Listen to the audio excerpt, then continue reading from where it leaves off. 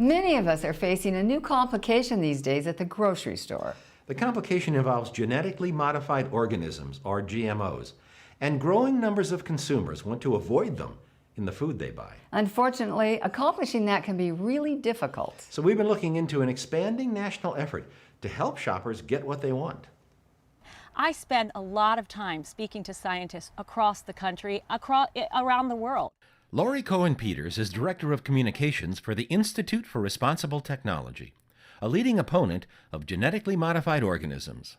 Currently, there are 66 countries around the world that have bans or mandatory labeling of GMOs. Those countries are saying, until it's proven safe, we're not going to put it in the food supply. Our country is saying, until it's proven not to be safe, we're going to take the risk. We're going to take the chance. And one would say that that test is going pretty poorly in terms of the results for you and me and our loved ones, because we're seeing a trend in all of the diseases and concerns that those scientists claimed they had seen with rats as the food supply becomes more proliferated with genetic modification. Those health concerns include numerous digestive disorders and other diseases, including Parkinson's, infertility, and cancer. And over the last 20 years, the extent of genetically modified organisms in the U.S. food supply has exploded. Most people don't realize that most of the food they eat in a supermarket is contaminated by GMOs or contain GMOs. Bob Gerner has been in the grocery business in the San Francisco Bay Area for over 4 decades. He tells shoppers worried about GMOs to start by buying certified organic products, which cannot intentionally include any GMO ingredients.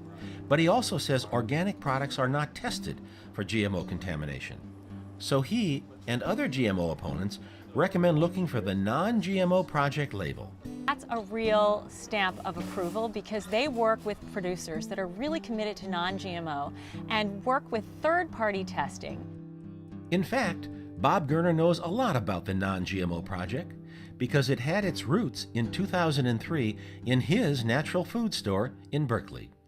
We assigned 3 employees to be on the GMO project, and they surveyed every item in the store and made lists of items with questionable ingredients, and then we started a letter writing campaign to the companies with those ingredients. We sent this letter to other stores across the country to get their support, and we had 161 stores sign on to the letter.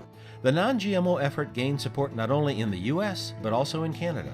A formal organization was created, and now the Non-GMO Project is having a major impact. I see that over 10,000 products are now have the Non-GMO Project verified seal, and that there's over 15 to 20,000 products enrolled in the project. That's amazing. The consumer's waking up, and as a result, they're making different choices in the marketplace, and the producers are getting the message. And what we need to do is accelerate that, make more people aware and get that change quicker. Another resource for shoppers is a guide of non-GMO products on the website of the Institute for Responsible Technology. The consumer has more access to this information and is armed with the knowledge that they don't want to be guinea pigs to this experiment. We're seeing a true tipping point. We're not there yet, but we're at a very exciting place. GMO opponents say consumers have the ultimate power on this issue. It's estimated that if only 5 or 10% of consumers stop buying products with GMO ingredients, then the makers of those products would stop using GMO ingredients in them. If you'd like to learn more about the Non-GMO Project, we have the link for you at healingquest.tv.